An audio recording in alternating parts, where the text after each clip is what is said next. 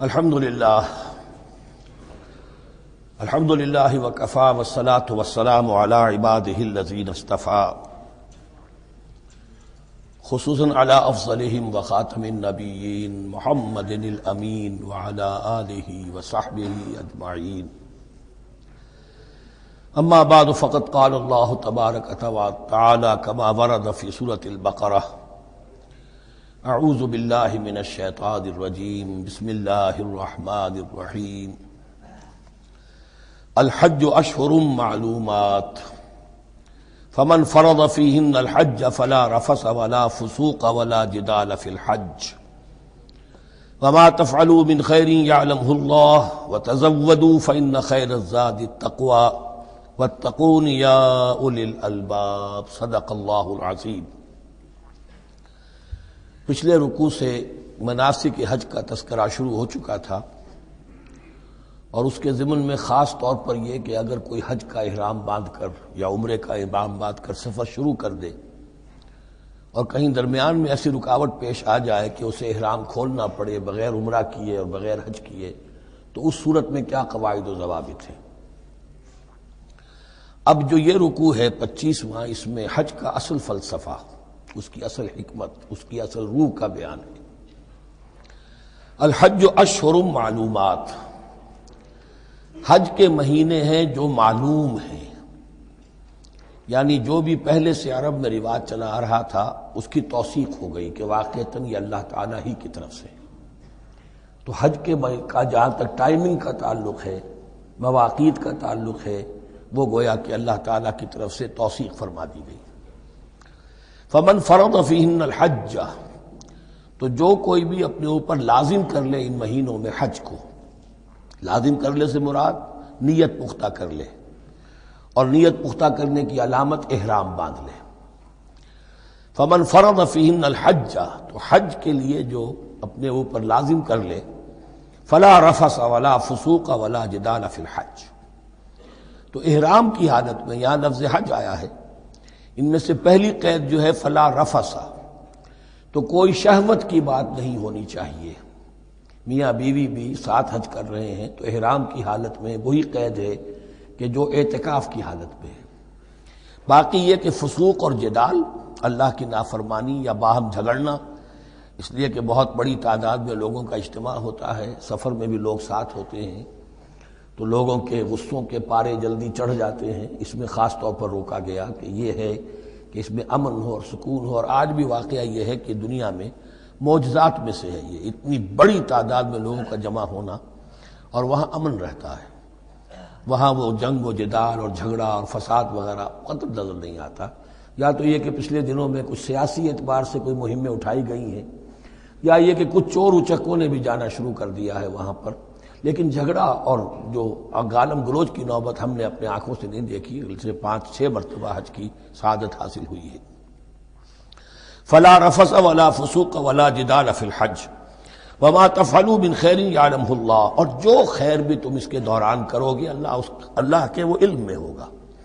نوافل پڑھ رہے ہو، اضافی طواف کر رہے ہو، کوئی اور بھی جو کام کر رہے ہو، تو اس میں کسی اور کو دکھانے کی ضرورت نہیں ہے، اپنے خاموشی کے ساتھ انسان وہ اپنی جو بھی نیکی مزید کما سکے کمائے، جو بھی مناسک حج ہیں ان پر مستزاد۔ وَتَزَوَّدُوا فَإِنَّ خَيْرَ الزَّادِ التَّقْوَىٰ، اور سفر کے لیے زاد راہ ساتھ لے لیا کرو، اور بہترین زاد راہ تقویٰ ہے۔ اب اس آیت کے 2 معنی لیے گئے ہیں، ایک تو یہ کہ بہترین زاد راہ تقویٰ ہے، یعنی سفر میں آپ نے زاد راہ خرچ کی شکل میں تو لے لیا، تقویٰ ہے نہیں، تو پھر کیا ہوگا؟ وہ تو صرف پیسہ خرچ کرنے کے لیے اچھا احرام لے لیں گے، اچھی جگہ لے لیں گے قیام کی، تو تقویٰ اگر نہیں ہے تو حج تو حج ہی نہیں ہوگا۔ لیکن اس کا ایک دوسرا مفہوم جو ہے وہ بھی بہت اہم ہے کہ اگر انسان خود اپنا زاد راہ ساتھ نہ لے تو پھر وہاں مانگنا پڑتا ہے، تو تقویٰ سے مراد یہاں ہے سوال سے بچنا۔ بہتر یہ ہے کہ زاد راہ لے کر چلو، اور یہ کہ اس کے لیے تمہیں کسی کے سامنے سائل نہ بننا پڑے۔ اگر تم صاحب استطاعت نہیں ہو تو حج تم پر فرض ہی نہیں ہے۔ خام خواہ کو ایک شے جو تم پر فرض نہیں ہے اس کے لیے وہاں جا کر بھیک مانگنا، یا یہاں سے بھیک مانگ کر یا چندہ لے کر جانا، یہ تو قطعاً غلط حرکت ہے۔ وَتَزَوَّدُوا فَإِنَّ خَيْرَ الزَّادِ التَّقْوَىٰ وَاتَّقُونِ يَا أُولِي الْأَلْبَابِ، اور یقیناً میرا ہی تقویٰ کرو، مجھی سے ڈرو اے ہوش مندو۔ لیس علیکم جناح ان تبتغوا فضلا من ربکم، اس میں تم پر کوئی حرج نہیں ہے، کوئی گناہ نہیں ہے کہ تم حج کے سفر کے دوران اپنے رب کا فضل بھی تلاش کرو۔ آدمی ہندوستان سے پاکستان سے جا رہا ہے، اسے ایسی اجناس لے جائے تجارت کے لیے جو وہاں پر بیچ کر کچھ نفع حاصل کر لے، تو یہ تقویٰ کے منافی نہیں ہے۔ اگر وہاں پر کوئی کاروبار کر سکو کرو۔ فَإِذَا أَفَضْتُم مِّنْ عَرَفَاتٍ، تو پھر جب تم عرفات سے واپس لوٹو، اس لیے کہ اصل حج جو ہے وہ عرفہ ہے، الحج العرفہ۔ حج کے بقیہ تمام مناسک رہ جائیں، صرف عرفہ میں شمولیت ہو جائے، قیام عرفہ میں تو حج ہو گیا، باقی جو چیزیں رہ گئی ہیں اس کا جو بھی اس کا کفارہ ہے، اس کا جو دم دینا ہے وہ دے دیا جائے۔ لیکن عرفہ سے اگر آدمی رہ گیا عرفات کے قیام سے تو پھر حج نہیں ہوا۔ اب یہاں سے جب لوٹتے ہو تو فاذکروا اللہ عند المشعر الحرام، یہ ٹائم ٹیبل نوٹ کر لیجئے کہ اصل میں 8 کی شام کو مکے سے نکلتے ہیں 8 ذی الحج کو، اور رات منا میں گزارتے ہیں۔ پھر 9 کا دن ہے اصل یوم عرفہ، 9 ذی الحج، صبح کو نکلتے ہیں، قافلے چلتے ہیں اور کہیں دوپہر تک، اور دوپہر سے بھی ہو سکتا ہے تاخیر ہو جائے، لیکن کوشش ہوتی ہے کہ ظہر سے پہلے پہنچ جایا جائے، لیکن ظہر اور عصر دونوں ملا کر پڑھ لی جائیں عرفات میں داخل ہونے سے پہلے۔ اس لیے جو مسجد ہے عرفات کے میدان سے ملحق وہ عرفے کے اندر شامل نہیں ہے، وہ اس کی حدود سے باہر ہے، تو اصلی اس کا افضل یہی ہے کہ ظہر اور عصر ملا کر وہاں پڑھی جائیں، اور اس کے بعد سے غروب آفتاب تک قیام ہے، وہ عرفات کا قیام ہے، اس میں کوئی نماز نہیں، یعنی جو روایتی جو عبادت ہے اس کے سب دروازے بند۔ اب تو اگر دعا کی آپ کے اندر ایک روح پیدا ہو چکی ہے، اپنے رب سے ہم کلام ہو سکتے ہیں، اور آپ کو حلاوت مناجات حاصل ہو گئی ہے، تو دعا مانگتے رہیے، بس یہی ہے دعا۔ قیام عرفہ جو ہے کھڑے ہو کر بیٹھے ہوئے جس طرح بھی ہو اللہ سے مناجات کرو، یا پھر یہ کہ اگر اس میں کبھی ہو جائے کسی وجہ سے تو آدمی تلاوت کرے، لیکن یہ کہ عام نماز نہیں۔ فَإِذَا أَفَضْتُم مِّنْ عَرَفَاتٍ فاذكروا اللَّهَ عِندَ المشعر الحرام، یہ مزدلفہ کا قیام ہے، 9 کی شام کو مغرب کی نماز کا وقت ہو چکنے کے بعد وہاں سے روانگی ہے، لیکن وہاں مغرب کی نماز پڑھنے کی اجازت نہیں ہے۔ اب جاؤ اور مغرب اور عشاء دونوں جمع کرو اس میں مشعر حرام یعنی مزدلفہ میں۔ وَاذْكُرُوهُ كَمَا هَدَاكُمْ، اور یاد کرو اسے، ذکر کرو جیسے کہ تمہیں اس نے ہدایت دی ہے۔ اس سے مراد ہے کہ جو کچھ اللہ کے رسول نے تمہیں سکھایا ہے، ذکر کے جو طور طریقے ہیں، اس کے لیے جو بھی طریقے ہیں وہ اللہ نے ہدایت دی اپنے رسول کے ذریعے۔ وَإِن كُنتُم مِّن قَبْلِهِ لَمِنَ الضَّالِّينَ، اور یقیناً اس سے پہلے تو تم گمراہ لوگوں میں سے تھے، تمہیں معلوم نہیں تھا، حج کی شکل باقی رہ گئی تھی، اس کی روح ختم ہو گئی تھی، اس کے مناسک میں بھی تم نے رد و بدل کر دیا تھا، وہ آگے آ رہا ہے۔ ثم افیضوا من حیث افاض الناس، پھر پلٹو وہیں سے جہاں سے کہ سب لوگ پلٹتے ہیں۔ قریش نے یہ کہا تھا کہ ہماری خاص حیثیت ہے کہ ہم تو منا ہی میں مقیم رہیں گے، باہر سے آنے والے لوگ عرفات جائیں اور عرفات سے پھر واپس لوٹیں، یہ سارے مناسک ہمارے لیے نہیں ہیں، ہم تو مکے والے ہیں اور ہماری شان یہ ہے کہ ہم عرفات نہیں جائیں گے، منا ہی میں قیام رہے گا۔ یہاں بتایا گیا کہ یہ تم نے غلط بات ایجاد کر لی ہے، ثم افیضوا من حیث افاض الناس، جہاں سے سب لوگ لوٹتے ہیں یعنی میدان عرفہ سے، وہیں سے لوٹیں۔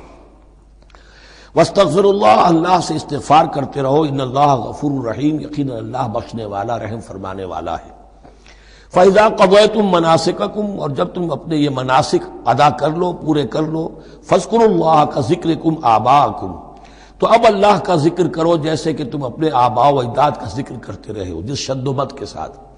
وہاں یہ ہو گیا تھا کہ پھر بنا میں جب یہ ٹھہرتے تھے تو اپنے آباء و اجداد کے قصیدے بیان کیے جا رہے ہیں، جیسے ہمارے ہاں ہوتا ہے، جو دیہاتی لوگ ہوتے ہیں، راجپوت لوگ ہوتے ہیں، ان کے میراثی ہوتے ہیں، اسی طرح وہاں شعراء ہوتے تھے قبائل کے، وہ ان قبیلوں کی مدح بیان کرتے تھے، ان کے بڑے بزرگوں کی، اسلاف کی جو ہے عظمت بیان کرتے تھے۔ اللہ کا ذکر ختم ہو چکا تھا، فرمایا جس شد و مد کے ساتھ تم اپنے آباء و اجداد کا ذکر کرتے رہے، اب اسی شد و مد کے ساتھ، بلکہ او اشد ذکرا، بلکہ اس سے بھی زیادہ شد و مد کے ساتھ اب اللہ کا ذکر کرو۔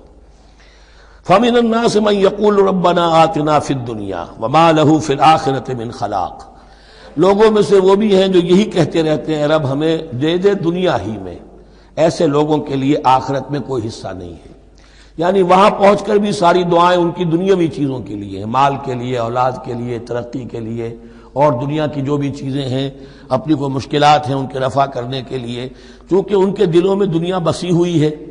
اشربوا فی قلوبہم الدنیا، ان کے دلوں میں جیسے بنی اسرائیل کے دلوں میں بچڑے کا تقدس ملا دیا گیا تھا اور محبت، اسی طرح ہمارے دلوں میں دنیا کی محبت ہے، تو وہاں جا کر بھی دنیا ہی کی دعائیں ہیں۔ فَمِنَ النَّاسِ مَن يَقُولُ رَبَّنَا آتِنَا فِي الدُّنْيَا وَمَا لَهُ فِي الْآخِرَةِ مِنْ خَلَاقٍ، ظاہر بات ہے ایسے لوگوں کے لیے پھر آخرت میں کوئی حصہ نہیں ہے۔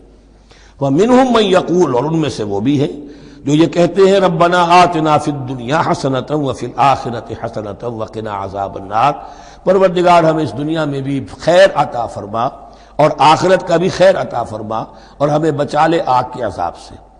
اب دنیا کا خیر جو ہے سب سے بڑا وہ ایمان ہے، ہدایت ہے۔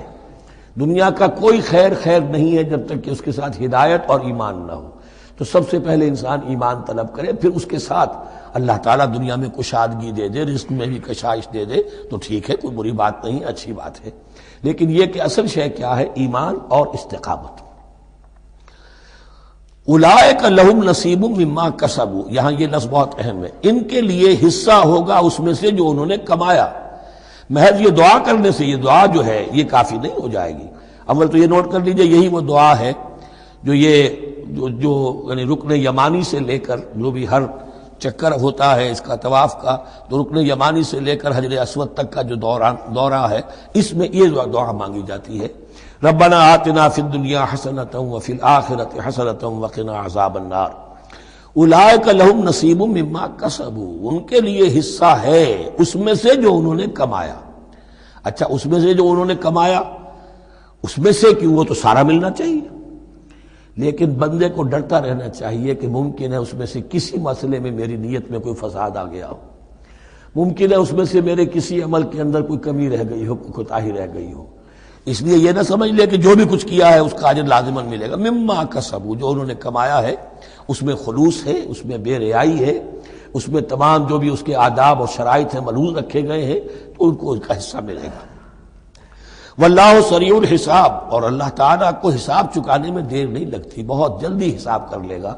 اب تو ہمارے سامنے نقشے موجود ہے، کمپیوٹرز ہیں، کتنی جلدی حساب ہو جاتا ہے، تو اللہ کے ہاں تو پتہ نہیں کیسا سپر کمپیوٹر ہوگا کہ اسے حساب نکالنے میں دیر نہیں لگے گی۔ وَاذْكُرُوا اللَّهَ فِي أَيَّامٍ مَّعْدُودَاتٍ، اور ذکر کرو اللہ کا گنتی کے چند دنوں میں۔ یہ لفظ یہاں پر پھر آ گیا ہے اس بات کی وضاحت کے لیے جو میں نے عرض کیا تھا کہ ابتدائی جو حکم تھا روزے کا، ایام معدودات، وہ 3 دن کے روزے تھے، اس لیے کہ یہاں بھی معدودات کا لفظ آیا ہے، فی ایام معدودات، اور سب کو معلوم ہے یہ 3 دن ہیں، 11ویں 12ویں 13ویں تاریخ جو ہے ذی الحج کی، کہ پھر یوم نحر کے بعد 3 دن یہاں پر قیام ہے، مبیت ہے، وہ 3 دن ہے ایام معدودات۔ فمن تعجل فی یومین، تو جو کوئی 2 دن ہی میں جلدی سے واپس آ جائے، فلا اثم علیہ، یعنی 3 دن پورے نہیں کرتا، 2 دن ہی میں واپسی کو اختیار کر لیتا تو کوئی گناہ اس پر نہیں ہے۔ ومن تأخر، اور جو پیچھے رہے یعنی 3 دن کی مقدار پوری کر لے، فلا اثم علیہ لمن اتقی، تو اس پر بھی کوئی گناہ نہیں، لیکن شرط ہے تقوی۔ جو 2 دن میں چلا گیا تقوی تھا تو بھی اللہ تعالیٰ کے ہاں اس کا اجر محفوظ ہے، جو 3 دن رہا تقوی ہے، تیسرے دن اس نے کچھ اور ہی حرکتیں نہ شروع کر دی ہوں، جی اکتایا ہوا ہے اور طبیعت کے اندر جو ہے وہ ٹھہراؤ نہیں ہے، تو وہ تیسرا دن اس کے لیے کوئی خاص مفید نہیں ثابت ہوگا۔ لیکن یہ کہ اصل شے جو ہے اللہ کے ہاں جو چیز کے شرط لازم ہے قبولیت کے لیے وہ تقوی ہے۔ لمن اتقی واتقوا اللہ واعلموا انکم الیہ تحشرون، اور اللہ کا تقوی اختیار کرو اور یہ مستحضر رکھو اپنے ذہن میں کہ تمہیں اسی کی جانب جمع کر دیا جائے گا، تم سب کے سب ہانک کر لے جاؤ گے اسی کی جناب میں۔ وَمِنَ النَّاسِ مَن يُعْجِبُكَ قَوْلُهُ فِي الْحَيَاةِ الدُّنْيَا، اب یہ منافقین میں سے ایک گروہ کا خاص ایک تذکرہ ہو رہا ہے۔ ایک منافق تو ہوتے تھے کہ جو عام ہیں، ان کی زبانوں پر بھی نفاق واضح طور پر ظاہر ہو جاتا تھا، اور ایک قسم کے منافق وہ ہوتے تھے بڑے چاپلوس، چرب زبان، کہ ان کی گفتگو دیکھیے تو وہ تو بڑے مخلص ہیں اور بڑے ہی فداکار ہیں اور بڑے ہی آپ کے ساتھ ان کا تعلق جو ہے وہ نیک نیتی پر مبنی ہے، ان کی زبانیں جو ہیں معلوم ہوتا ہے کہ اس میں تو سب گھی شکر گھلا ہوا ہے، لیکن یہ کہ ان کا کردار انتہائی خراب ہوتا ہے، اور پھر وہ جب واپس جاتے ہیں باتیں کرنے کے بعد یا باتیں بنانے کے بعد تو ان کا کردار جو ہے وہ فساد پر مبنی ہوتا ہے۔ وَمِنَ النَّاسِ مَن يُعْجِبُكَ قَوْلُهُ فِي الْحَيَاةِ الدُّنْيَا، اور لوگوں میں سے ایسے بھی ہیں جن کی باتیں تمہیں بڑی اچھی لگتی ہیں دنیا کی زندگی میں، وَيُشْهِدُ اللَّهَ عَلَى مَا فِي قَلْبِهِ، اور وہ اللہ کو بھی گواہ ٹھہراتا رہتا ہے، میں جو کچھ کہہ رہا ہوں اللہ جانتا ہے، میں خلوص سے کہہ رہا ہوں، میں بالکل اپنی نیک نیتی سے کہہ رہا ہوں، اللہ جانتا ہے۔ وَهُوَ أَلَدُّ الْخِصَامِ، حالانکہ فی الواقع وہ دشمن ہے بہت سخت، الد بہت شدید، اور خصام خصم دشمن کے لیے آتا ہے۔ وَإِذَا تَوَلَّى، جب وہ پیٹھ موڑتے جاتا ہے، سعى فِي الْأَرْضِ، اب وہ زمین میں جو بھاگ دوڑ کرتا ہے، لِيُفْسِدَ فِيهَا، اس میں فساد مچائے، وَيُهْلِكَ الْحَرْثَ وَالنَّسْلَ، اور ہلاک کرے، کہیں کسی کی کھیتی جلا دی، کہیں کسی کا کوئی جانور جو ہے وہ ختم کر دیا، مار دیا۔ وَاللَّهُ لَا يُحِبُّ الْفَسَادَ، اللہ تعالیٰ کو فساد بالکل پسند نہیں ہے۔ وَإِذَا قِيلَ لَهُ اتَّقِ اللَّهَ، جب ایسے شخص سے کہا جاتا ہے کہ تم اللہ کا خوف کرو، اللہ سے ڈرو، تم باتیں ایسی کرتے ہو، عمل تمہارا یہ ہو رہا ہے، سوچو تو صحیح۔ اخذت العزت بالاسم، تو اس کو اپنی عزت نفس، جھوٹی عزت نفس گناہ پر اور جما دیتی ہے۔ ایک شخص وہ ہوتا ہے جس سے خطا ہو گئی، غلطی ہو گئی، اس نے اپنی خطا تسلیم کر لی تو اصلاح کر لے گا۔ ایک وہ ہے کہ جو کیسے مان لوں میری غلطی ہے، اس کی جھوٹی انا جو ہے اور جو اس کی جھوٹی عزت نفس ہے وہ اسے اور گناہ کے اوپر چپکا دیتی ہے۔ اخذت العزت بالاسم، اس کو اور اس پر جامد کر دیتی ہے۔ فحسبہ جہنم، تو اس کے لیے تو اب کافی ہے جہنم ہی، ولبئس المہاد، اور یقیناً وہ بہت برا ٹھکانہ ہے۔ روایات میں آتا ہے کہ ایک شخص خاص تھا، اخنس ابن شریق، اس کا یہ کردار ہے، لیکن یہ کہ یہ تو یوں سمجھیے کہ شان نزول کے اعتبار سے یہ بات ٹھیک ہے، اور یہ کہ تعویل خاص میں اس کو بھی سامنے رکھیں گے، لیکن یہ وہی ہے، کردار ہے، یہ کردار ہر جگہ آپ کو ملے گا۔ اصل میں کردار کو پہچاننا چاہیے اور اس کے حوالے سے اللہ تعالیٰ سے ہدایت طلب کرنی چاہیے کہ اس کردار سے اللہ تعالیٰ ہمیں اپنی حفظ ایمان میں رکھے۔ وَمِنَ النَّاسِ مَن يَشْرِي نَفْسَهُ ابْتِغَاءَ مَرْضَاتِ اللَّهِ، قرآن کا یہ عام اسلوب ہے کہ تقابل ضرور کرتا ہے، فوری تقابل، تو اس میں لوگوں میں سے وہ بھی ہیں جو اپنے آپ کو بیچ دیتے ہیں اللہ کی رضا جوئی کے لیے، اپنا تن من دھن، ان صلاتی و نسکی و محیای و مماتی للہ رب العالمین۔ ومن الناس من یشری نفسہ ابتغاء مرضات اللہ واللہ رؤوف بالعباد، اور اللہ اپنے ایسے بندوں کے حق میں بہت شفیق ہے۔ ظاہر بات ہے جس نے یہ ارادہ کر لیا ہو، نیت کر لی ہو، کبھی ایسے شخص سے بھی کوئی کوتاہی ہو سکتی ہے، حالات ہو سکتے ہیں عارضی سے، کبھی جذبات میں آ کر کوئی غلط قدم اٹھ گیا، اللہ پھر معاف فرمائے گا، بڑی شفقت کے ساتھ معاف فرمائے گا۔ طے کر لے انسان، ایک سیدھا راستہ یہی بن جائے، ان صلاتی و نسکی و محیای و مماتی للہ رب العالمین، تو پھر یہ ہے کہ کوئی تیز دوڑے گا، کوئی آہستہ چل سکے گا، مختلف صلاحیتوں کے لوگ ہوتے ہیں، اس میں فرق و تفاوت رہے گا، لیکن جس نے یہ عزم کر لیا ہے اللہ تعالیٰ ان کے حق میں بہت شفیق ہے۔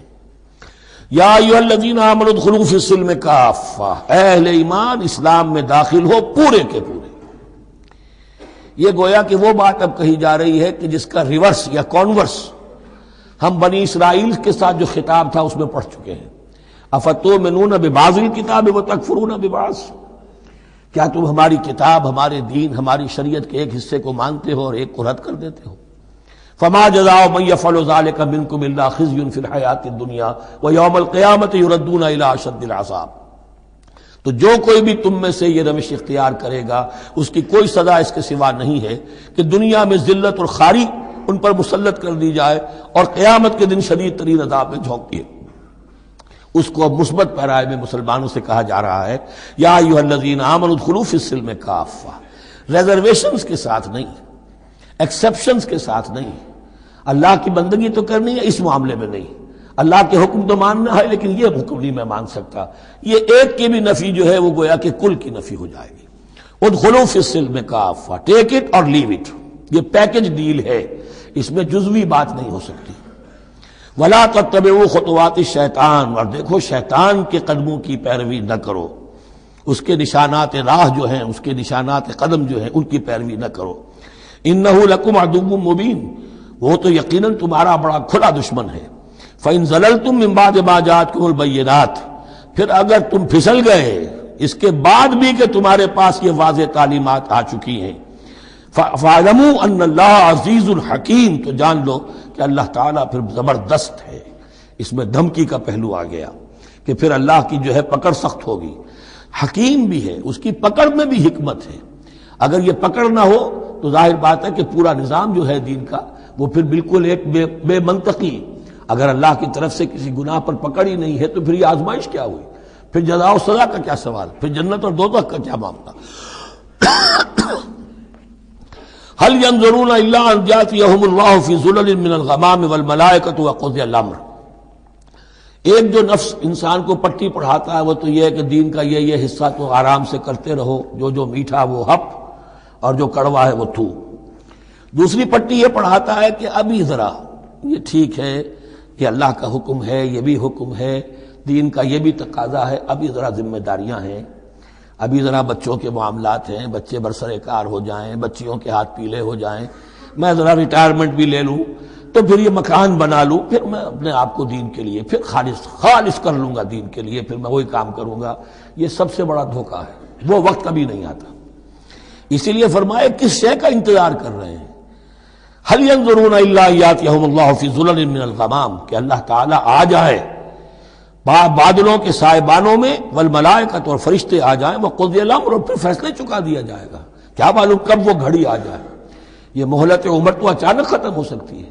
پوری دنیا کی قیامت بھی جب آئے گی اچانک آئے گی، اور ہر شخص کی ذاتی قیامت تو اس کے سر کے اوپر تلوار کی طرح لٹکی ہوئی ہے کہ من مات فقط قامت قیامت، جو مر گیا اس کی قیامت تو آ گئی. کیا تمہارے پاس گارنٹی ہے یہ سارے کام کرو گے تب تک زندہ رہو گے اور پھر بھی تمہارے جسم میں کوئی توانائی کوئی رمق باقی رہ جائے گی کہ دین کا کوئی کام کر سکو؟ تو جان لو تم کس چیز کا انتظار کر رہے ہو سکتا ہے اچانک اللہ کی طرف سے مہلت ختم ہو جائے. سٹاپ رائٹنگ، 3 گھنٹے ہو گئے، بس اب جو لکھ لیا، اب آگے تمہارے پاس مہلت نہیں ہے. وَإِلَى اللَّهِ تُرْجَعُ الْأُمُورُ، اور یقیناً تمام معاملات اللہ ہی کی طرف لوٹا دیے جائیں گے. سل بنی اسرائیل کم آتیناہم من آیۃ بینہ، اے مسلمانوں پوچھ لو بنی اسرائیل سے ہم نے انہیں کتنی روشن نشانیاں دی. یعنی دیکھو تم بھی کہیں انہی کے راستے پر نہ چلنا، جیسا کہ حضور نے فرمایا تھا لَتَتَّبِعُنَّ سُنَنَ مَن قَبْلِكُمْ، تم لازماً پیروی کرو گے اور چلو گے انہی کے نقوش پا پر. سل بنی اسرائیل کم آتیناہم من آیۃ بینہ ومن یبدل نعمت اللہ من بعد ما جاءتہ فإن اللہ شدید العقاب. لیکن جو شخص اللہ کی اس نعمت جو اس کے پاس آ گئی ہے اس میں تبدیلی کرتا ہے، اس میں تحریف کرتا ہے، یا اس میں تحریف کرتا ہے یا اپنے آپ کو بدل لیتا ہے، من بعد ما جاءت ہو، اس کے بعد کہ وہ نعمت اس کے پاس آ گئی، فإن اللہ شدید العقاب، تو یہ جان لو اللہ پھر سزا دینے میں بھی سخت ہے. اس کی مثال وہی رکھیے کہ 2 مرتبہ فرمایا یا بنی اسرائیل اذکروا نعمتی التی انعمت علیکم وانی فضلتکم علی العالمین، لیکن انہی سے کہا گیا ضربت علیہم الذلۃ والمسکنۃ وباؤوا بغضب من اللہ. اور یہ مضمون بھی دوبارہ پھر آ جائے گا سورہ آل عمران میں. زین للذین کفروا الحیاۃ الدنیا، ان کافروں کے لیے دنیا کی زندگی جو ہے بڑی مزین کر دی گئی ہے، ان کے نگاہوں میں کھب گئی ہے. یہاں کی چمک دمک ہے، شان و شوکت ہے، لمبی لمبی کاریں ہوں چمکیلی نئے ماڈل کی، بڑی اونچی اونچی بلڈنگیں ہوں، حویلیاں ہوں، اعلیٰ کوٹھیاں ہوں. اب یہ ساری چیزیں کس کو اچھی نہیں لگتی، لیکن یہ کہ کفار کے دلوں میں ان کی محبت اتنی پل جاتی ہے کہ پھر کوئی اچھی بات ان کے کوئی زندگی میں نہیں رہتی، نہ کوئی اچھی بات اثر کرتی ہے. اہل ایمان کو بھی اگر ایمان کے ساتھ یہ نعمتیں ملیں، قل من حرم زینۃ اللہ التی اخرج لعبادہ والطیبات من الرزق، کو اچھا کھانا، اچھا پینا، اچھا پہننا کو حرام نہیں ہے، کو اللہ نے کس کو لوگوں کے لیے ممنوع نہیں کیا، لیکن دین کے تقاضے ادا کر کے، اللہ کا حق ادا کر کے اور حلال سے کما کر، تب کوئی حرج نہیں. زین للذین کفروا الحیاۃ الدنیا، کافروں کے لیے دنیا کی زندگی کو مزین کر دیا گیا ہے. وہ حدیث بھی ذہن میں لے آئیے کہ ان الدنیا سجن المومن و جنت الکافر، یہ دنیا جو ہے مومن کے لیے ایک قید خانہ اور جنت اور کافر کے لیے باغ ہے. وَيَسْخَرُونَ مِنَ الَّذِينَ آمَنُوا، اور وہ مذاق اڑاتے ہیں اہل ایمان کا. دیکھو ان فینیٹکس کو، ان پاگلوں کو، ان بیوقوفوں کو. وَيَسْخَرُونَ مِنَ الَّذِينَ آمَنُوا وَالَّذِينَ اتَّقَوْا وَالَّذِينَ اتَّقَوْا فَوْقَهُمْ يَوْمَ الْقِيَامَةِ، اور جن لوگوں نے تقویٰ کی روش اختیار کی تھی قیامت کے دن اب وہ ان کے اوپر ہوں گے. اور بلکہ ہمیں سورہ مطففین میں تو آگے چل کر پتہ چلے گا پھر اہل ایمان ان کا مذاق اڑائیں گے. واللہ یرزق من یشاء بغیر حساب، اور اللہ تعالیٰ رزق عطا فرمائے گا جس کو چاہے گا بغیر حساب۔ یہ جنت کی طرف اشارہ ہے۔ اب یہ جو آیت آ رہی ہے پھر ایک طویل آیت ہے، جسے میں نے عرض کیا تھا بڑے بڑے حسین اور خوشنما حکمت کے اور علم کے اور معرفت کے پھول جو ہیں وہ اس بنتی میں بن دیے گئے ہیں۔ دو لڑیاں یعنی شریعت، عبادات اور معاملات، دو لڑیاں انفاق اور جہاد، قتال، جہاد بالمال، جہاد بالنفس، اور ان میں یہ پھول آ جاتے ہیں عظیم۔ اس کو میں نے عنوان دیا ہے آیت الاختلاف، آیت الآیات، آیت البر، اور یہ آیت الاختلاف۔ اختلاف کیوں ہوتا رہا ہے؟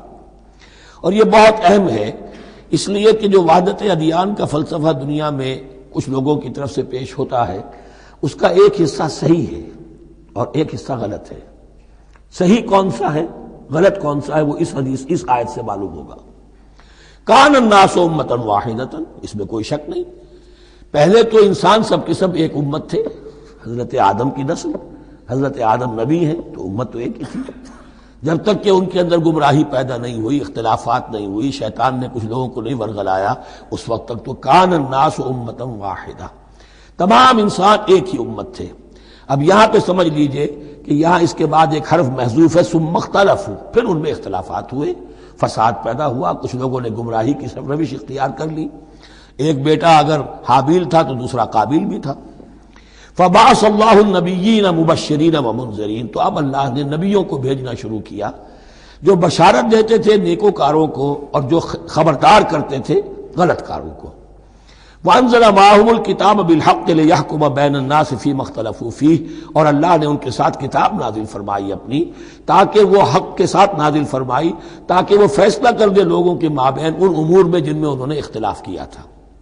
وَمَا اخْتَلَفَ فِيهِ إِلَّا الَّذِينَ أُوتُوهُ مِن بَعْدِ مَا جَاءَتْهُمُ الْبَيِّنَاتُ بَغْيًا بَيْنَهُمْ، اور پھر جو اختلاف کیا ان میں سے تو نہیں کیا اختلاف کرنے والوں نے مگر جن کو کہ وہ کتاب دی جا چکی تھی، ہدایت دی جا چکی تھی، من بعد ما جاءتهم البینات، اور اس کا سبب کیا تھا، بغیم بینہم، یہ لفظ میں نے پہلے بھی نوٹ کروایا تھا، بغیم بینہم، دی ارج ٹو ڈومینیٹ، سدم سدہ، سارا فساد دنیا میں جو ہوتا ہے، دی ارج ٹو ڈومینیٹ، آدمی جو ہے میں اس کی بات کیوں مانوں، یہ کیوں نہ میری مانے، یہ ہے کہ جس میں جو بھی سربراہی اور بالادستی حاصل کرنے کی جو ایک انسان کے اندر ایک ہے، امنگ ہے، یہ امنگ رکھی گئی ہے انسان میں، جہاں انسان کے اندر اچھے میلانات رکھے گئے، برے بھی رکھے گئے، نفس بھی تو انسان ہی میں ہے، اس لیے کہ انہی کی درمیان حق و باطل کی کشمکش چلتی ہے انسان کے باطن میں، حق و باطل کی ایک کشاکش انسان کے باطن میں چلتی ہے، ایک خارج میں چلتی ہے۔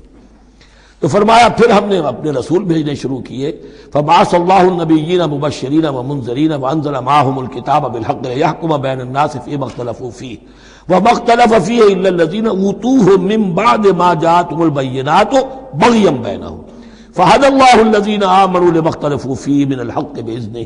تو اب اس کے بعد اللہ تعالی نے ہدایت دی ان لوگوں کو جو ایمان لائے ان چیزوں کے بارے میں جس میں کہ وہ اختلاف کر چکے تھے حق سے، اپنے حکم سے اللہ نے ان کو ایمان کی طرف ہدایت فرما دی۔ واللہ یہدی من یشاء الی صراط مستقیم، اور اللہ ہدایت دیتا ہے جس کو چاہتا ہے سیدھے راہ کی طرف۔ لیکن اس کا دوسرا ترجمہ یہ بھی ہوگا اللہ ہدایت دیتا ہے اس کو جو چاہتا ہے، من یشاء، من یشاء میں اللہ کی مشیت بھی ہے اور جو ہدایت کا طالب ہوتا ہے، واللہ یہدی من یشاء، جو چاہتا ہے ہدایت کا طالب ہوگا، یہ اللہ کے ذمے ہے، اللہ نے اسے اپنے اوپر ایک ذمہ داری سمجھا ہے کہ اس کو یقیناً ہدایت دے گا۔ والذین جاہدوا فینا لنہدینہم سبلنا، جو ہمارے راستے میں کوششیں کریں گے، حق کی طرف بڑھنا چاہیں گے، ہم لازماً ان کو راستہ دکھائیں گے، اپنے راستوں کی طرف ان کی رہنمائی کریں گے، یہ اللہ نے اپنے ذمے لیا ہے۔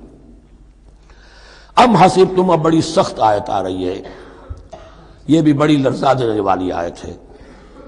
اب دیکھیے صحابہ کرام میں سے ایک بڑی تعداد تھی کہ جو مکے کی سختیاں جھیل کر آئے تھے، مہاجرین، ان کے لیے تو اب جو بھی مراحل آئندہ آنے والے تھے وہ کوئی ایسے ثقیل نہیں تھے، ایسے مشکل نہیں تھے۔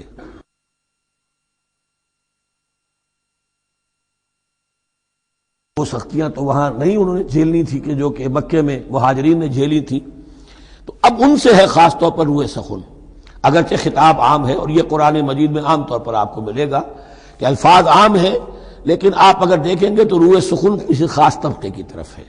تو یہاں در حقیقت ان کو بتایا جا رہا ہے. ام حسبتم ان تدخلوا الجنہ، کیا تم نے یہ سمجھا تھا کہ جنت میں داخل ہو جاؤ گے؟ ولما یاتکم مثل الذین خلوا من قبلکم، حالانکہ ابھی تک تو تمہارے اوپر وہ حالات و واقعات تو وارد ہی نہیں ہوئے جو ان پر ہوئے تھے جو تم سے پہلے تھے.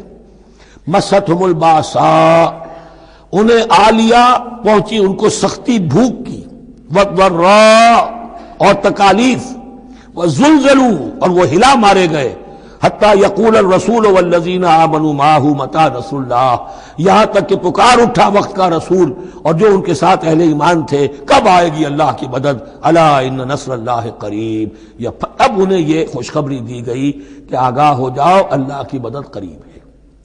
یعنی اللہ آزماتا ہے. یہ وہی بات ہے جو اس سے پہلے آ چکی ہے 19ویں رکوع میں بالکل شروع میں، وَلَنَبْلُوَنَّكُمْ بِشَيْءٍ مِّنَ الْخَوْفِ وَالْجُوعِ وَنَقْصٍ مِّنَ الْأَمْوَالِ وَالْأَنفُسِ وَالثَّمَرَاتِ، ہم لازماً آزمائیں گے. یہ کوئی پھولوں بھرا راستہ نہیں ہے، پھولوں کی سیج نہیں ہے، حق کا راستہ ہے.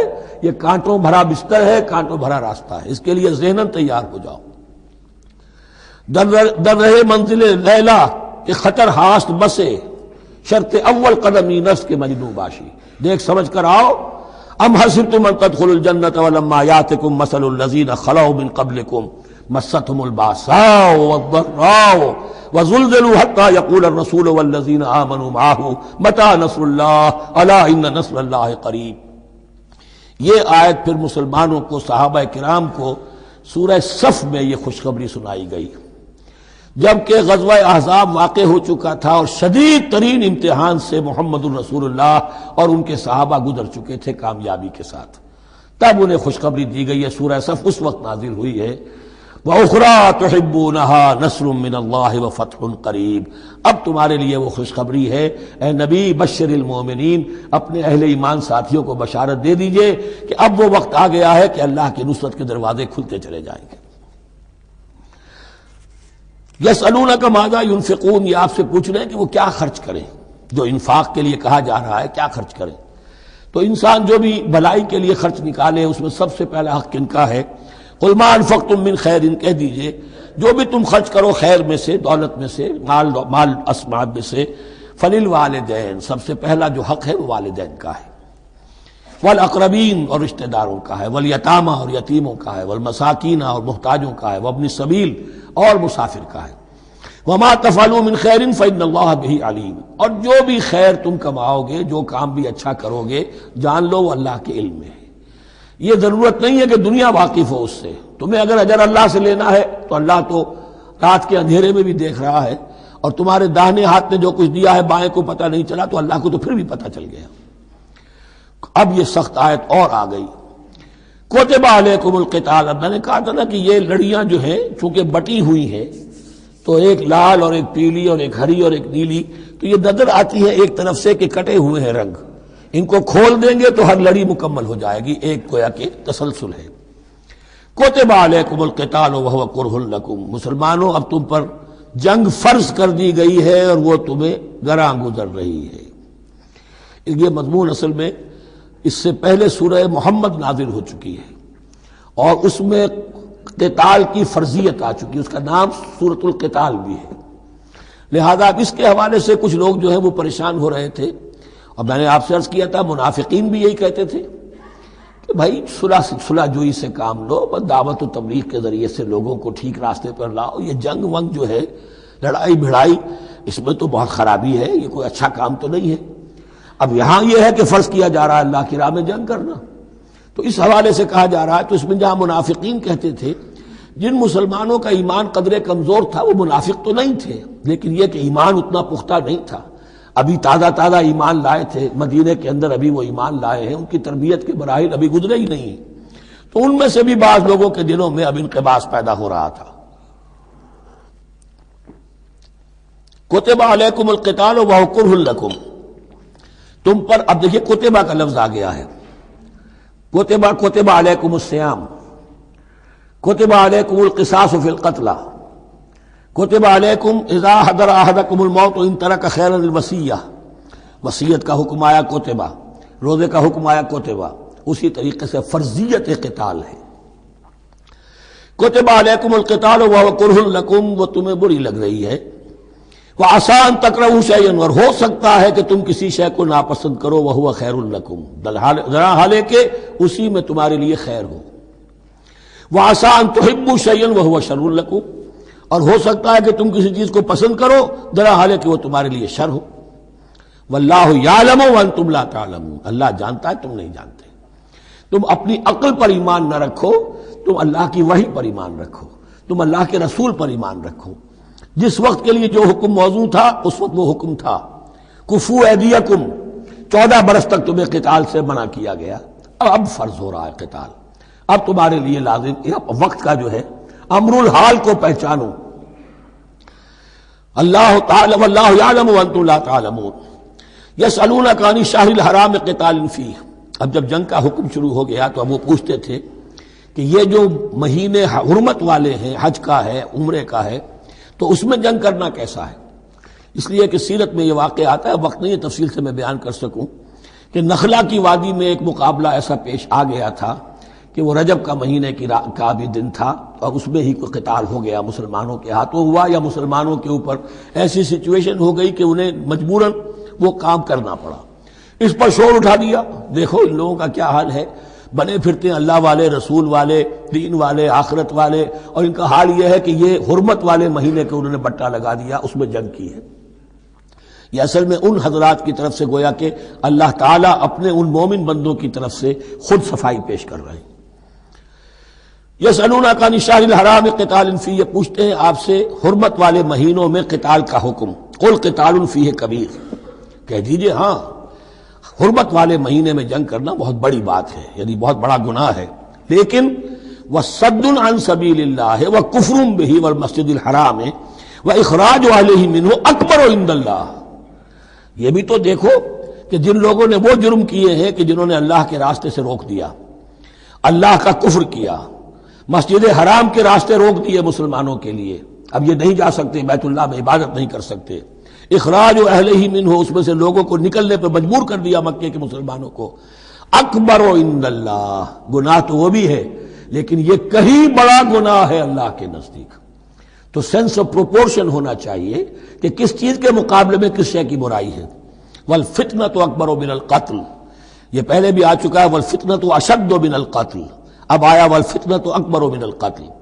فتنہ ہر وہ کیفیت ہے جس میں صاحب ایمان کے لیے ایمان پر قائم رہنا اور اسلام پر عمل کرنا مشکل ہو جائے۔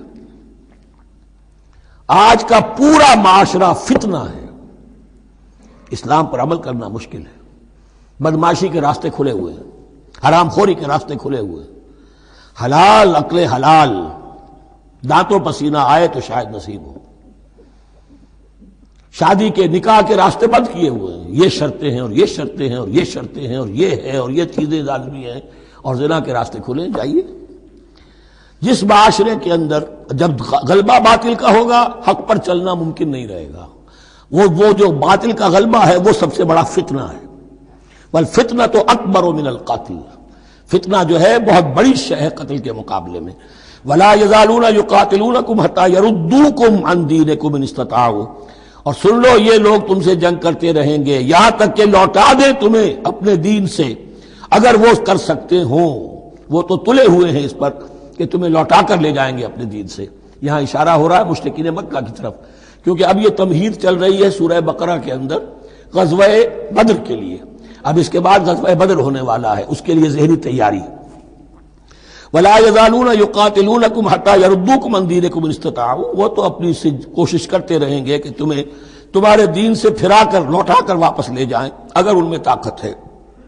ومن یرتد منکم عن دینہ، اور سن لو جو بھی کوئی تم میں سے پھر گیا، مرتد ہو گیا اپنے دین سے، فیمت، اور اسی حالت میں اس کی موت آ گئی، وہو کافر، کہ وہ کافر ہی تھا، فاولئک حبطت اعمالہم فی الدنیا والآخرہ، تو یہ وہ لوگ ہوں گے کہ جن کے تمام اعمال دنیا اور آخرت میں حبط ہو گئے۔ پہلے کتنے ہی نیکیاں کی ہوئی تھیں، کتنے ہی نمازیں پڑھی ہوئی تھیں، کتنا ہی جو ہے انفاق کیا تھا، صدقات دیے تھے، کچھ بھی کیا، سب کا سب زیرو ہو جائے گا۔ وَأُولَٰئِكَ أَصْحَابُ النَّارِ هُمْ فِيهَا خَالِدُونَ، اور وہ ہوں گے جہنم والے اور رہیں گے اس میں ہمیشہ ہمیشہ۔ ان الذين آمنوا والذين هاجروا وجاهدوا في سبيل الله اولئك يرجون رحمت اللہ واللہ غفور رحیم، یقیناً وہی لوگ جو ایمان لائے اور جنہوں نے ہجرت کی اور جہاد کیا اللہ کی راہ میں، یہ وہ لوگ ہیں جو اللہ کی رحمت کے امیدوار ہیں۔ بڑا لطیف طنز ہے ان پر، جا رہے ہیں حرام کے راستے پر، اللہ رحمت فرمائے گا۔ اللہ رحمت نہیں فرماتا، اللہ کی رحمت کا مستحق بننا پڑتا ہے۔ اللہ کی رحمت کا مستحق وہی ہے، ان الذین آمنوا والذین ہاجروا وجاہدوا فی سبیل اللہ اولئک یرجون رحمت اللہ۔ وہ امیدوار ہیں اللہ کی رحمت کے، وہ امید کرے تو ان کی امید بجا ہے۔ واللہ غفور الرحیم، اور یقیناً اللہ تعالیٰ غفور الرحیم ہے۔ یسألونک عن الخمر والمیسر، اب دیکھیے یہاں سے شریعت کا جو بلو پرنٹ اب تیار ہونا شروع ہوا، کچھ احکام پہلے آ چکے اور کچھ احکام اب آ رہے ہیں، تو بیچ بیچ میں یہ لڑیاں جو ہیں کٹی ہوئی ہیں۔ یہ آپ سے پوچھ رہے ہیں نبی صلی اللہ علیہ وسلم شراب اور جوئے کے بارے میں، قل فیہما اسم کبیر، اے نبی ان سے کہہ دیجئے کہ ان دونوں کے اندر بہت بڑے گناہ کی پہلو ہے، ومنافع للناس، اور لوگوں کے لیے کوئی منفعتیں بھی ہیں، واسمہما اکبر من نفعہما، اور ان کا جو گناہ کا پہلو ہے وہ نفع کے پہلو سے بڑا ہے، بس یعنی اشارہ کر دیا کہ چھوڑ دو اس کو۔ اب تمہاری عقل سلیم کے حوالے معاملہ ہے، حقیقت تم پر کھول دی گئی، یہ ابتدائی حکم ہے لیکن حکم کے پیرائے میں نہیں، بس یہ ہے کہ کچھ فائدے بھی ہیں۔ وہ تو ہے میں سے غرض نشات ہے کچھ روح سیاہ کو، ایک گونا بے خودی مجھے دن رات چاہیے، اور میں کدے کی راہ سے ہو کر گزر گیا ورنہ سفر حیات کا بے حد طویل تھا۔ یہ حکمت سمجھ لیجئے کہ جوئے میں اور میسر میں کیا چیز مشترک ہے کہ دونوں کو جمع کیا گیا۔ شراب میں بھی انسان حقائق سے اپنے آپ کو منقطع کرتا ہے اور محنت سے جی چراتا ہے۔ He doesn't want to see the facts، مواجہہ کرنے کو تیار نہیں، فیس کرنے کو تیار نہیں ہے bitter facts of life کو، تو میں ایک گونا بے خودی مجھے دن رات چاہیے۔ اور جوا بھی محنت کی نفی ہے، چانس، داؤ لگاؤ۔ ایک ہے محنت سے ایک آدمی کما رہا ہے، مشقت کر رہا ہے، کھوکھا ہے یا کوئی چھابڑی لے کے جا رہا ہے یا کچھ اور کام ریڑھی چلا رہا ہے، وہ اپنی کوئی کمائی کر رہا ہے، اور ایک داؤ لگاؤ، داؤ سے کمانا، چانس پر کمانا، یہ بھی محنت کی نفی ہے۔ تو یہ دونوں کے اندر اصل میں علت ایک ہی ہے۔ یسألونک عن الخمر والمیسر قل فیہما اسم کبیر ومنافع للناس واسمہما اکبر من نفعہما ویسألونک ماذا ینفقون قل العفو، اور یہ پوچھتے ہیں کتنا خرچ کریں، انفقوا انفقوا انفقوا وانفقوا فی سبیل اللہ ولا تلقوا بایدیکم الی التہلکہ، یہ آیت پر کل پڑھ چکے ہیں۔ اپنے آپ کو اپنے ہاتھوں ہلاکت میں نہ ڈھونکو۔ کتنا خرچ کرے، کچھ ہمیں مقدار بھی بتا دی جائے۔ فرمایا قل العفو، جو بھی تمہاری ضرورت سے زائد ہے۔ اللہ یہ بھی نہیں کرتا کہ اپنی ضرورتوں کو بھی تم پیچھے ڈال دو، نہیں، ضرورتیں اپنی پوری کرو، پھر جو اب تمہارے پاس ہے۔ اب یہ سمجھیے کہ جو ایک کمیونسٹ فلسفی ہے اس میں بھی ایک اصطلاح سرپلس ویلیو، ایک سرپلس ویلیو یہ ہے عفو، جو تمہاری ضروریات سے زائد ہے، یہ سرپلس ویلیو ہے، یہ اللہ کی راہ میں دے دو۔ اس کو بچا کر رکھنا جو ہے اللہ پر آپ بے اعتمادی کا اظہار کر رہے ہیں کہ اللہ کل نہیں دے گا مجھے، میں بچا کے رکھوں۔ یسألونک ماذا ینفقون قل العفو، لیکن اس میں یہ ہے کہ ضرورتیں کتنی ہیں، کیا ہے، اس کا کوئی پیمانہ مقرر نہیں کیا۔ یہ ہے باطنی روح جس کے اندر اللہ کی محبت اور آخرت کا ایمان بڑھتا جائے گا، وہ اتنا ہی اپنی بیلٹ ٹائٹ کرے گا، اپنی ضرورتیں کم کرے گا، اپنے معیار زندگی کو پست کرے گا، اور زیادہ سے زیادہ جو ہے وہ اللہ کی راہ میں دے گا۔ لیکن اصول یہ ہے کہ ہر شخص یہ دیکھے کہ جو میری ضرورت سے زائد ہے اسے میں ریٹین نہ کروں، اسے میں دوں۔ اس انفاق پر پورے 2 رکوع آگے آنے والے ہیں سورہ مبارکہ میں۔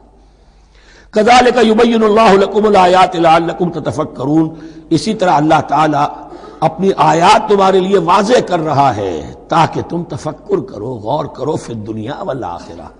تمہارا یہ غور دنیا کے بارے میں بھی ہونا چاہیے، آخرت کے بارے میں۔ دنیا میں بھی اسلام رہبانیت نہیں سکھاتا، نہ کھاؤ نہ پیو، چلے کشی کرو، چلے جاؤ جنگلوں میں، نہیں۔ اسلام متمدن زندگی کی تعلیم دیتا ہے، گھر گھرستی ہے، شادی کرو، بیوی بچوں والے رہو، ان کے بھی حقوق کو ادا کرو، ان کا بھی پیٹ تمہیں پالنا ہے۔ تو تفکر فی الدنیا والآخرہ، آخرہ کے لیے۔ لیکن یہ کہ اس میں ریشیو پروپورشن رہنی چاہیے۔ دنیا کی کتنی قدر و قیمت ہے، آخرت کی کتنی قدر و قیمت ہے، اس کو جان لو۔ اسی کے حساب سے ایلوکیشن اگر نہیں ہے تو پھر یہ کہ سینس آف پروپورشن اگر غلط ہو گیا تو ظاہر بات ہے کہ پھر ہر چیز تلپٹ ہو جائے گی۔ ایک دوا کے نسخے میں کوئی چیز زائد تھی، کوئی کم تھی، آپ نے جو کم تھی اسے زیادہ کر دیا، جو زائد تھی کم کر دیا، تو اب ہو سکتا ہے کہ یہ نسخہ شفا نہ رہے، نسخہ ہلاکت بن جائے۔ وَيَسْأَلُونَكَ عَنِ الْيَتَامَىٰ، اور یہ آپ سے پوچھ رہے یتیموں کے بارے میں، قُلْ إِصْلَاحٌ لَهُمْ خَيْرٌ، اے نبی ان سے کہہ دیجئے ان کے لیے ان کی مصلحت کو پیش نظر رکھنا یہ ہے کہ جو بہتر ہے، نیکی ہے، بھلائی ہے۔ اصل میں سورہ بنی اسرائیل کی آیت جو ہے وہ لوگوں کے سامنے تھی، وَلَا تَقْرَبُوا مَالَ الْيَتِيمِ إِلَّا بِالَّتِي هِيَ أَحْسَنُ، مال یتیم کے قریب تک نہ پھٹکو، یعنی گڑبڑ کر لو گے اپنے اموال میں، اس میں سے یہ کہ ہو سکتا ہے کہ تمہارا ان کا کوئی مال تمہارے پیٹ میں چلا جائے، ہانڈی مشترک ہے، اب اس میں ظاہر بات ہے یتیم نے بھی کھانا ہے، تم نے بھی کھانا ہے، اچھی اچھی بوٹیاں تم نے کھا لی ہیں اور یتیم کے لیے جو ہے خرچہ تو پورا ڈال دیا، لیکن یہ کہ اس کے لیے بیچارے کے لیے چھچڑے چھوڑ دیے۔ تو یہ چیز روکنے کے لیے کہا گیا تھا مکی صورتوں میں وَلَا تَقْرَبُوا مَالَ الْيَتِيمِ إِلَّا بِالَّتِي أَحْسَنُ۔ اب صحابہ کے لیے تو یہ چیزیں ایسی تھیں کہ اشارہ ذرا سا ہو گیا اور انہوں نے اس پر عمل کیا، انہوں نے ہڈیاں علیحدہ کر دی تاکہ ان کا خرچہ بالکل علیحدہ رہے۔ اب اس میں تکلیف ہو رہی تھی، ایک گھر کے اندر ہی ایک یتیم ہے، اس کا خرچہ اس کے مال میں سے نکالا جا رہا ہے۔ فرمایا کہ یہ مقصد نہیں تھا، مقصد یہ تھا کہ تم ان کے مال ہڑپ نہ کر جاؤ۔ قُلْ إِصْلَاحٌ لَهُمْ خَيْرٌ، قُلْ إِصْلَاحٌ لَهُمْ خَيْرٌ، ان کے لیے اصلاح کرنا بھلائی کا ہے۔ وَإِن تُخَالِطُوهُمْ فَإِخْوَانُكُمْ، اگر تم اپنے ساتھ ان کو ملائے رکھو تو وہ تمہارے بھائی ہیں۔ وَاللَّهُ يَعْلَمُ الْمُفْسِدَ مِنَ الْمُصْلِحِ، اللہ جانتا ہے مفسد کو بھی مصلح کو بھی، وہ جانتا ہے کہ یہ آدمی گڑبڑ کر رہا ہے، یہ ہڈیاں علیحدہ کر کے بھی گڑبڑ کر سکتا ہے، اور یہ وہ شخص ہے کہ جو ہڈیاں مشترک کر کے بھی حق پر رہ سکتا ہے۔ وَلَوْ شَاءَ اللَّهُ لَعَنَتَكُمْ، اگر اللہ چاہتا تو تمہیں سختی میں ڈالے ہی رکھتا، تم پر مشقت جو ہے یہ کیے رکھتا۔ ان اللہ عزیز الحکیم، یقیناً اللہ زبردست ہے، حکمت والا ہے۔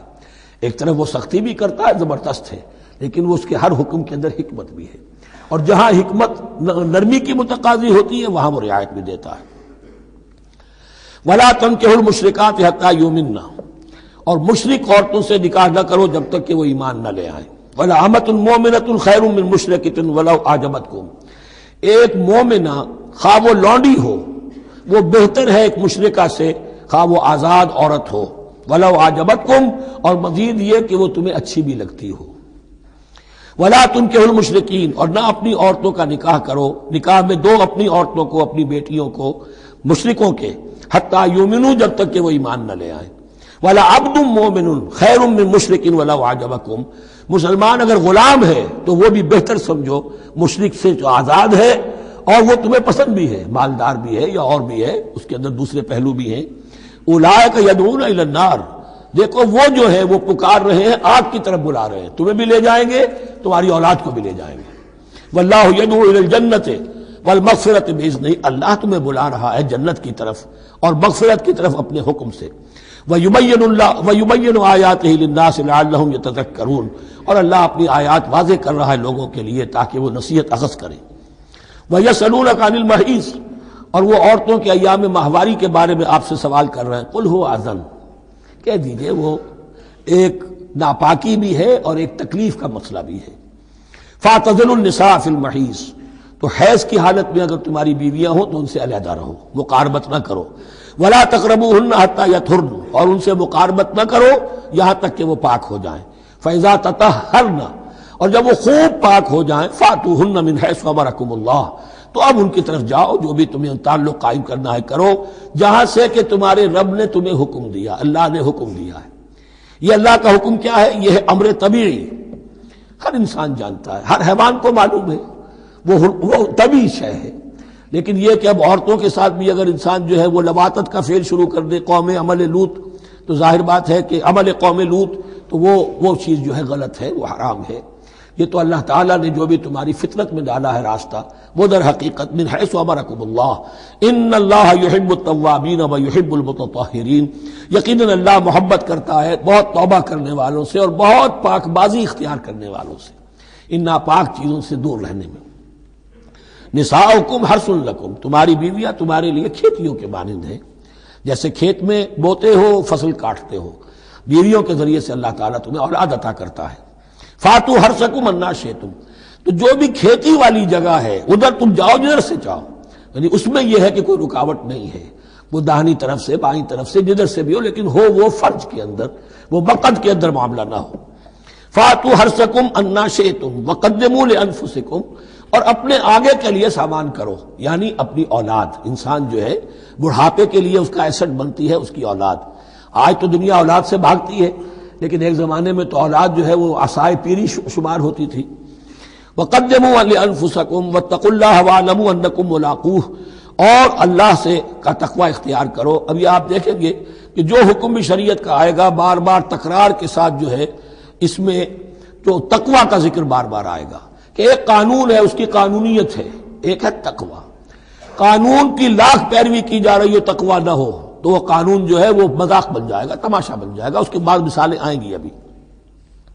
واتقوا اللہ واعلموا انکم ملاقوہ، اور اللہ کا تقوی اختیار کرو اور جان لو تمہیں اس سے مل کر رہنا ہے، حاضر ہونا ہے اس کے جناب میں۔ وبشر المؤمنین، اور اے نبی اہل ایمان کو بشارت دے دیجئے۔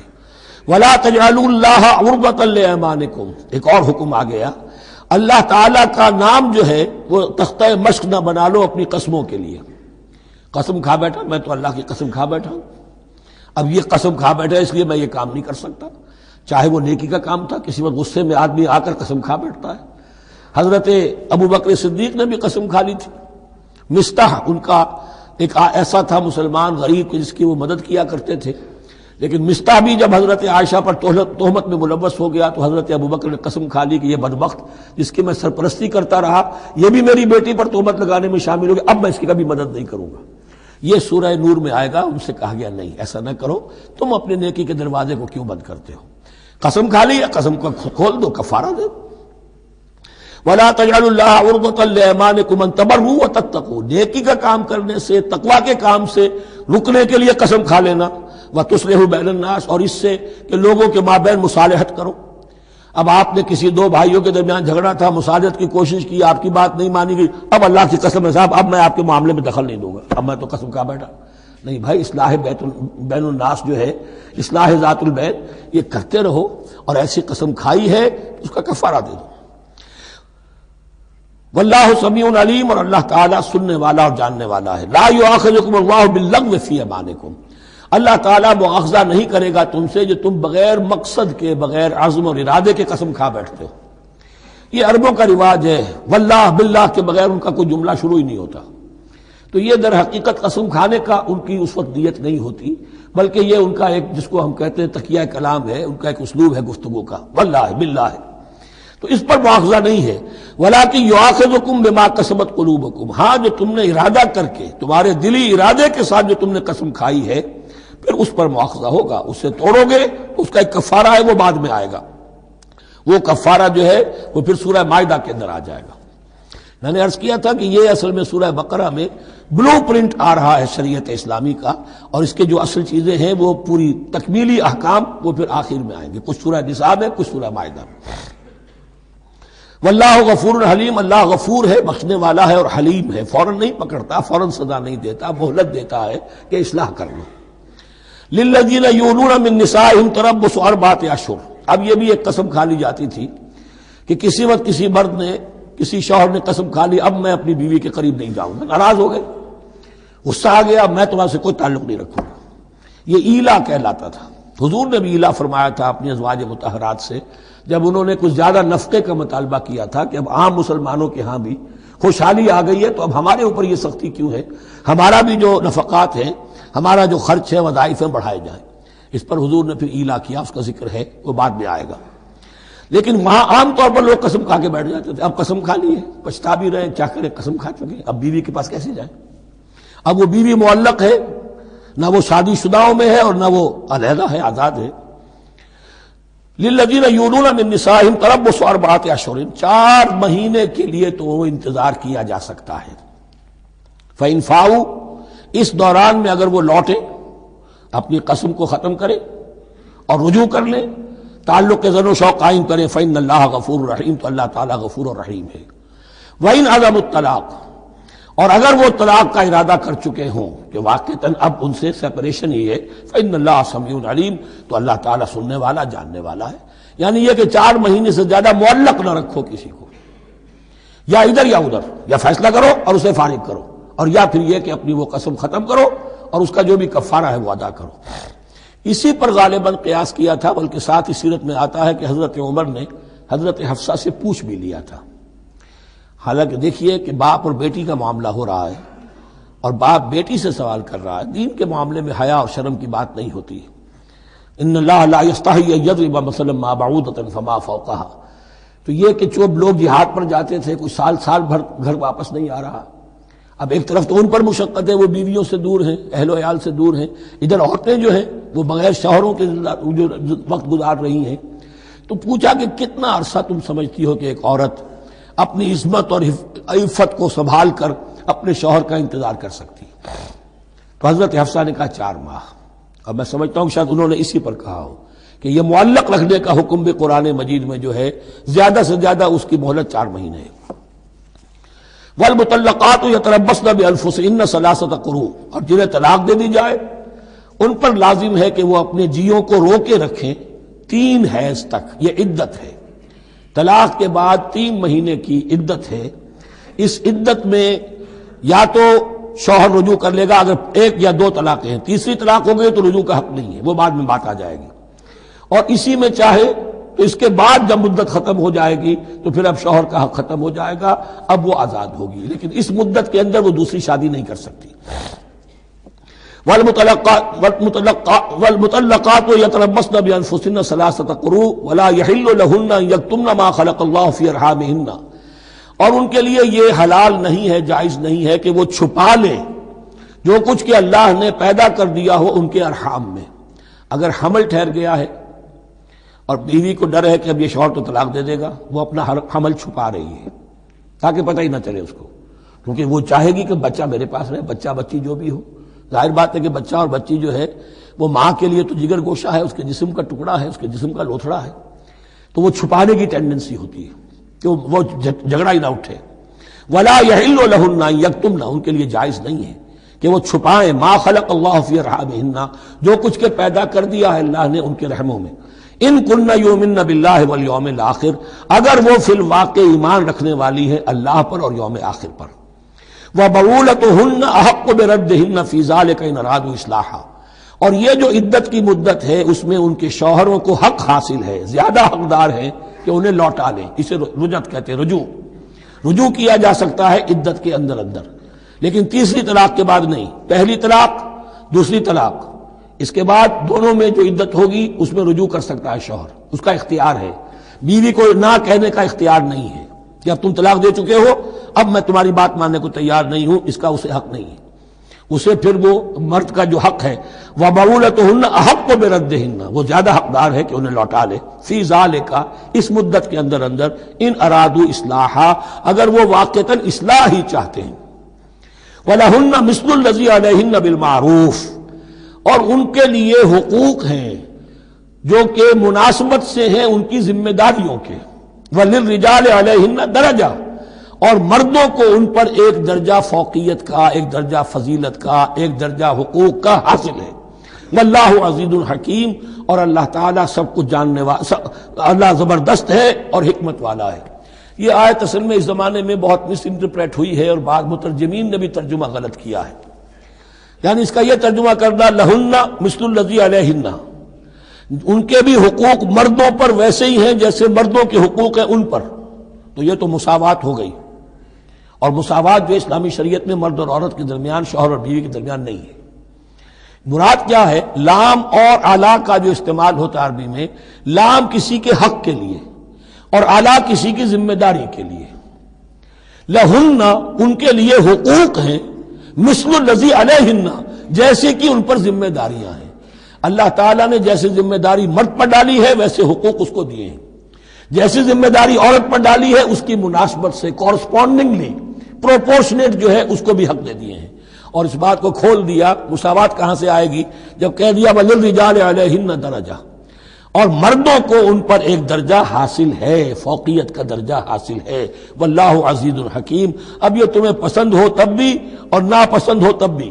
اللہ تعالی عزیز ہے، حکیم ہے، وہ سب کچھ جاننے والا ہے، اور وہ زبردست ہے، جو چاہے حکم دے، اور حکیم ہے، حکمت والا ہے، اس کا حکم حکمت پر مبنی ہے۔ بارک اللہ لی ولکم فی القرآن العظیم ونفعنی وإیاکم بالآیات والذکر الحکیم۔